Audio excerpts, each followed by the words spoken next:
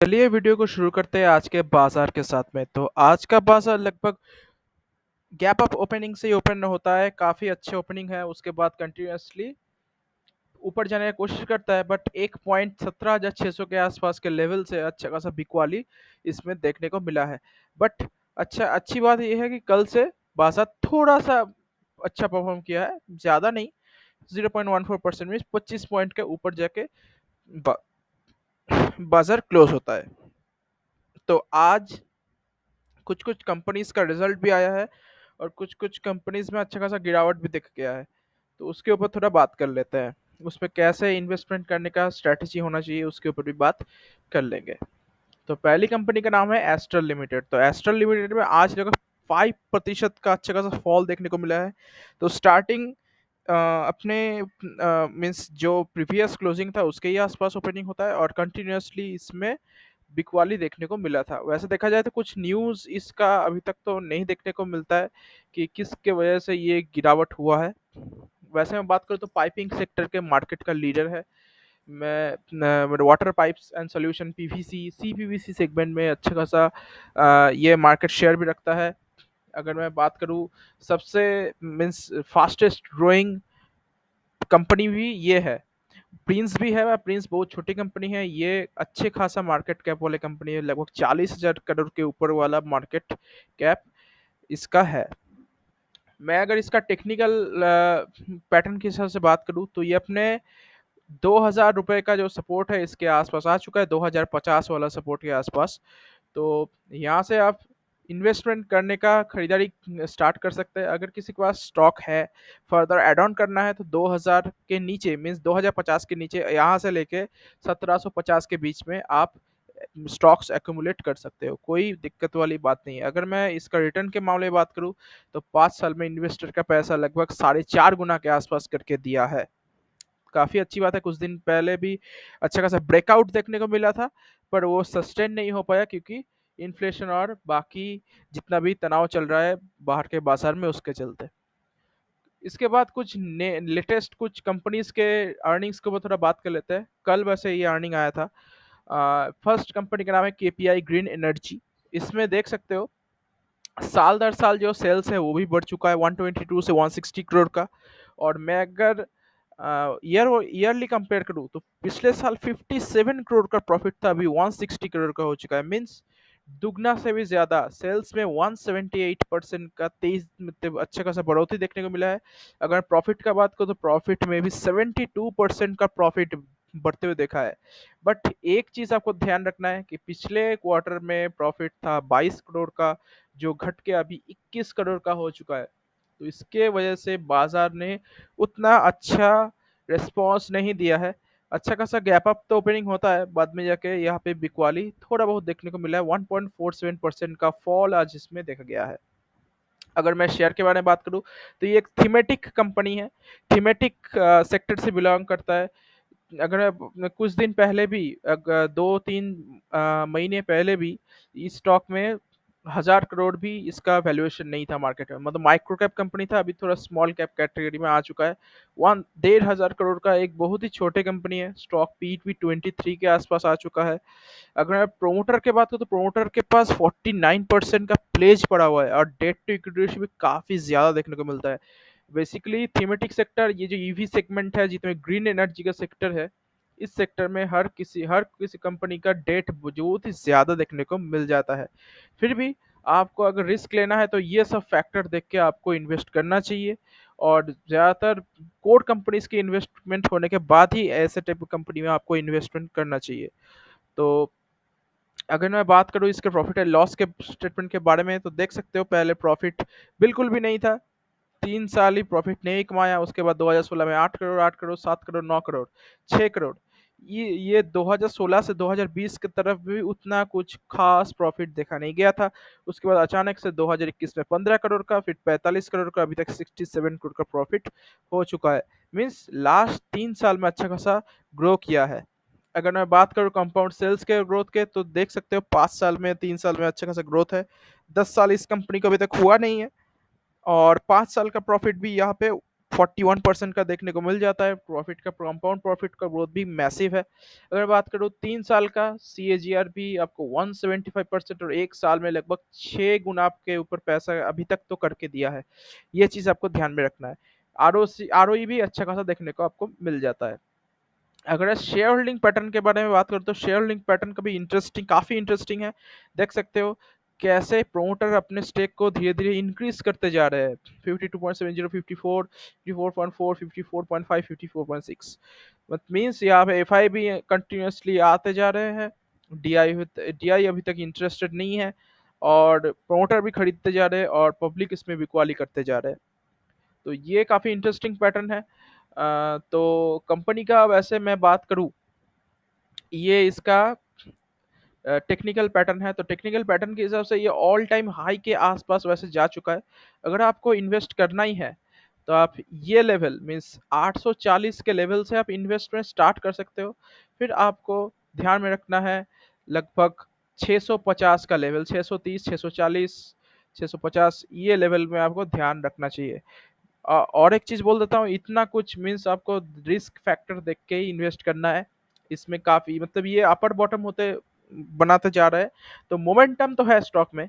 But एक चीज मैं बोल सकता हूँ कि ये ऐसे स्टॉक में आपको प्रॉपर टाइम में एग्जिट भी करना पड़ सकता है, क्योंकि कहीं भी गवर्नमेंट का पॉलिसी अगर चेंज हो जाता है कि हम लोग इलेक्ट्रिक ग्रीन एनर्जी में उतना अच्छा फोकस नहीं करने वाले हैं, तो तब जाके कुछ प्रॉब्लम्स चाहे तो हो सकता है। ये सब थीमेटिक कंपनी है, इसमें पहले इन्वेस्टमेंट करना आपके लिए मतलब प्रॉब्लमेटिक हो सकता है। वैसे देखा जाए तो रिटर्न के मामले में अगर मैं बात करूँ, रिटर्न काफी अच्छा देखने को मिल जाता है। मैं अगर 1 साल का बात करूँ तो 1 साल में अभी तक तो 66% का रिटर्न है। अगर मैं 5 साल का बात करूँ, सॉरी ये वाला स्टॉक प्राइस नहीं, ये BSE लिखना है, पता चल जाएगा। मैं अगर 1 साल का बात करूँ, सॉरी सॉरी सॉरी ये वाला नहीं, ये 1 साल के 1 साल ही तो हुआ है, ज़्यादा दिन तो वैसे हुआ नहीं है। तो 1 साल में लगभग 66% का ग्रोथ देखा गया है। तो आप देख सकते हो ये 445 का 445 जून के पहले था, जो अभी बढ़कर हो चुका है लगभग 800 के आसपास, तो डबल के आसपास ये स्टॉक हो चुका है। तो काफ़ी अच्छी बात है, पर ये सब फैक्टर आपको ध्यान में रखना चाहिए। फिर नेक्स्ट कंपनी के बारे में बात करते हैं जिसका अच्छा खासा रिजल्ट आया है। उसका नाम है KPIT टेक्नोलॉजीज, जिसका सेल्स में अगर बात करूँ तो सेल्स में 26% का ग्रोथ देखने को मिला है। और प्रॉफिट में 84 means year on year basis में प्रॉफिट तो अच्छा है, but quarter on quarter basis में प्रॉफिट गिर चुका है। ये चीज़ आपको ध्यान में रखना है, क्योंकि इन्फ्लेशन के वजह से। अगर मैं बात करूँ तो इसके चलते आज कंपनी में मीन्स देख सकते हो 2% का फॉल देखने को मिला है। मीन्स बाजार को ये रिजल्ट उतना अच्छा नहीं लगा। तो कंपनी के बारे में थोड़ा बात कर लेते हैं। कंपनी ईवी सेगमेंट से बिलोंग करता है। ईवी के सेगमेंट में ये सॉफ्टवेयर सॉल्यूशन मीन्स सर्विस वाली कंपनी है। ईवी के सर्विस सेगमेंट में ये कंपनी भी अच्छा है, लाइक टाटा एलेक्सी। तो टाटा एलेक्सी का भी रिजल्ट अच्छा नहीं डिक्लेयर हुआ था, मतलब डिक्लेयर हुआ था पर बाजार को अच्छा नहीं लगा। ज़्यादा प्रीमियम वैल्यूएशन में चला गया था, इसीलिए ज़्यादा क्रैश देखने को मिला है। पर इसमें उतना क्रैश देखने को नहीं मिला, बट क्रैश तो देखा गया है आज। वैसे क्रैश नहीं, थोड़ा करेक्शन देखा गया है। तो मैं अगर बात करूँ तो इसका भी स्टॉक भी प्रीमियम में 56 का है। ईवी के सेगमेंट से बिलोंग करता है। एमएनसी तो अभी तक नहीं बोल सकते, अच्छा कंपनी है। तो 17,000 करोड़ का एक छोटी कंपनी है। मैं अगर ROC ROE की बात करूँ तो ठीक ठाक देखने को मिल जाता है। प्लेज है कंपनी के पास 0.82% का, डेट बहुत कम है कंपनी का। और अगर मैं प्रॉफिट एंड लॉस स्टेटमेंट की बात करूँ तो 2018 तक कंपनी प्रॉफिटेबल नहीं था। उसके बाद 55, 148, फिर गिरता है थोड़ा 147, 276, 322, मीन्स ग्रो तो कर रहा है। अगर मैं कंपाउंड 3 साल का सेल्स का ग्रोथ की बात करूँ तो काफ़ी अच्छा है, 56% का। अगर मैं प्रॉफिट ग्रोथ की बात करूँ तो 50% के आसपास देखने को मिल जाता है। और स्टॉक प्राइस के CAGR 3 साल में 87% का CAGR, मैसिव CAGR देखने को मिल जाता है। अगर मैं बात करूँ इसके स्टॉक होल्डिंग पैटर्न के हिसाब से तो 40% प्रोमोटर के पास, एफआई के पास 17% के आसपास, DI के पास 13% और पब्लिक के पास 28% के आसपास स्टेक है। कंपनी का अगर मैं ये जो चार्ट पैटर्न में पहले ओपन किया था तो यहाँ से तो ये अच्छा खासा आज नीचे आ चुका है। वैसे देखा जाए तो इसका मेन अभी नेक्स्ट सपोर्ट है 625 के 630 के आसपास, तो यहाँ से आप इन्वेस्टमेंट करने का स्टार्टिंग कर सकते हो। वैसे ये जो ट्रेंड लाइन है इसके हिसाब से आपको ये स्टॉक लगभग 600 के आसपास अगर आपको मिल जाता है तो आप इसमें ज़रूर इन्वेस्ट कर सकते हो, पर हाँ इसमें भी मैक्सिमम 5% से ज़्यादा आपको देना नहीं चाहिए। काफ़ी रिस्की कंपनी है क्योंकि सब थीमेटिक सेक्टर्स के ही एक अलग अलग पार्ट में ये बिलोंग करता है। पर आपको अगर रिटर्न पाना है तो इस कंपनी में आपको डेफिनेटली अच्छा खासा रिटर्न आप देख सकते हो। 1 साल में लगभग पैसा डबल के आसपास हो गया है और 5 साल में 6 गुना के आसपास पैसा करके दिया है, तो काफ़ी अच्छी बात है। तो उसके बाद फिर और एक कंपनी का रिजल्ट के ऊपर थोड़ा बात कर लेते हैं। कंपनी का नाम है आईसीआईसीआई जनरल इंश्योरेंस लिमिटेड। तो कल इसका वैसे रिजल्ट आया था। सेल्स के अगर मामले में बात करो तो सेल्स इसका साल दर साल और क्वार्टर ऑन क्वार्टर बढ़ चुका है 17% के साथ, और नेट प्रॉफिट में भी अच्छा खासा बढ़ोतरी देखने को मिला है। 447 था जिसमें पिछले क्वार्टर में अच्छा खासा घट गया था, उसके बाद फिर अच्छा रिकवरी भी देखा गया है। 32% के साथ प्रॉफिट ग्रो होते देखा गया है। तो इसके चलते आज आईसीआईसीआई लोम्बार्ड इंश्योरेंस में उतना वैसे देखा जाए तो बाजार के प्रेशर के चलते 1% डाउन है। वैसे मेरा ये पर्सनली मुझे ये जनरल इंश्योरेंस की कंपनी में ये कंपनी पर्सनली मुझे अच्छा लगता है क्योंकि इसका ग्रोथ अच्छा है। बाकी जितना भी जनरल इंश्योरेंस कंपनी है ये सेक्टर वैसे देखा जाए तो बहुत स्लो चलता है, पर उससे ये बेटर कंपनी है। अगर मैं बात करूँ तो कंपनी 56,000 करोड़ का एक लार्ज कैप कंपनी है। स्टॉक पे भी प्रीमियम पे 36 का R O C R O ज़्यादा देखने को नहीं मिलता क्योंकि इंश्योरेंस कंपनी का ऐसा ही होता है। अगर मैं बात करूँ प्रॉफिट एंड लॉस के बारे में तो पहले कंपनी 2010 के बाद से लॉस 2013 के बाद से लॉस रिकवर हो जाता है। 353 520 585 507 गिरता है। 702862 1049 119494 94 1473 127 कोविड में डिप, कोविड के बाद में थोड़ा डिप हुआ था। उसके बाद 1570 मीन्स बीच बीच में थोड़ा गिरता है पर अच्छा खासा ग्रो तो कर रहा है। वैसे देखा जाए तो स्टॉक प्राइस के सीएजी में 5 साल में सिर्फ 10% का सीएजी देखने को मिलता है क्योंकि ऐसे कंपनी आपको पैसा मीन्स आपका पैसा प्रोटेक्ट हो जाता है, ज़्यादा गिरावट इसमें देखने को नहीं मिलता है क्योंकि सेक्टर थोड़ा ढीला ही परफॉर्म करता है। ये चीज़ आपको ध्यान रखना चाहिए। 1 साल में अभी तक -25% का सीएजीआर है। तो वैसे देखा जाए तो शेयर होल्डिंग पैटर्न के मामले में बात करूँ तो 48% का है, एफआईबी 25% का है और डीआई अच्छा खासा बाइंग किया है 15 और पब्लिक के पास 11% का है। अगर मैं कंपनी का मैं बात करूँ तो कंपनी का वैसे देखा जाए तो टेक्निकल पैटर्न के हिसाब से ये यहाँ पे ये जो लेवल है यहाँ पे अच्छा खासा आप बाइंग कर सकते हैं। तो 1100 के लेवल में आप इसमें ज़रूर बाइंग स्टार्टिंग कर सकते हैं, और ये इसका मेजर वैसे देखा जाए तो सपोर्ट भी है। कंटिन्यूसली गिर रहा था उसके बाद शायद बाउंस बैक आने का कोशिश हो सकता है।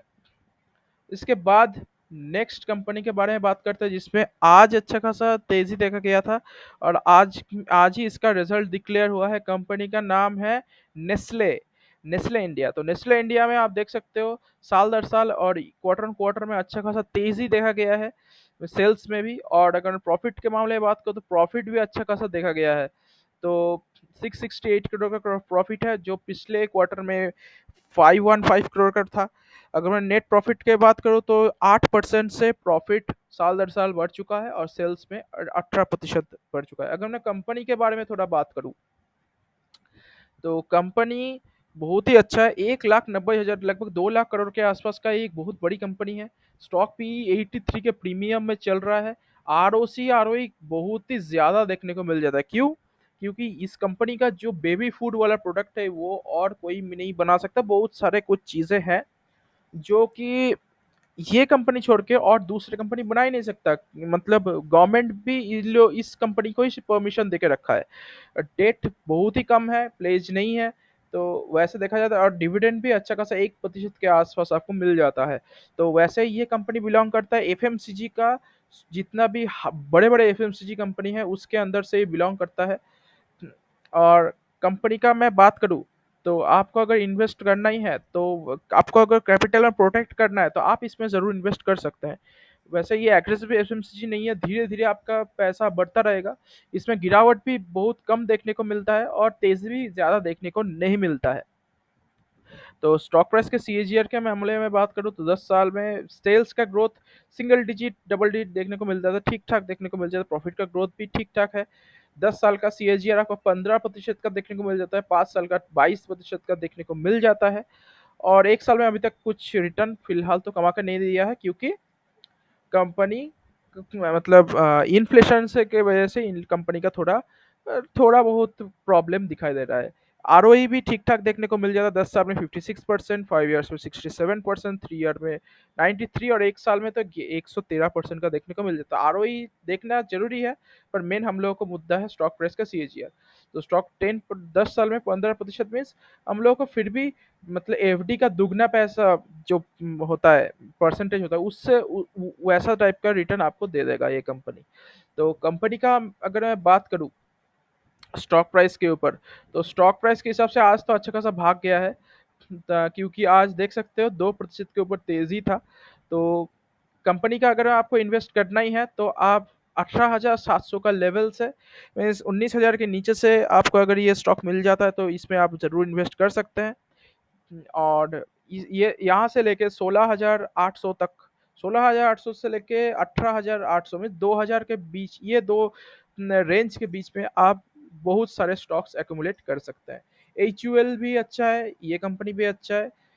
तो 5 साल का अगर मैं बात करूँ तो 5 साल में कंपनी फिर भी आपका पैसा 3 गुना के आसपास तो करके दिया है। 3 गुना तो मैं नहीं बोल सकते, 3 गुना के आसपास करके दिया है। बहुत ही अच्छी कंपनी है। अगर देख सकते हैं मैक्सिमम चार्ट पैटर्न भी सही है। तो यही था आज का डिस्कशन। अगर आपको कैसा लगा ये वीडियो, आप ज़रूर कमेंट सेक्शन में कमेंट करके बता सकते हैं। मेरा इंस्टा और कोड का लिंक डिस्क्रिप्शन में गिवन होगा। तो मिलते हैं किसी दूसरे वीडियो में, तब तक के लिए गुड बाय।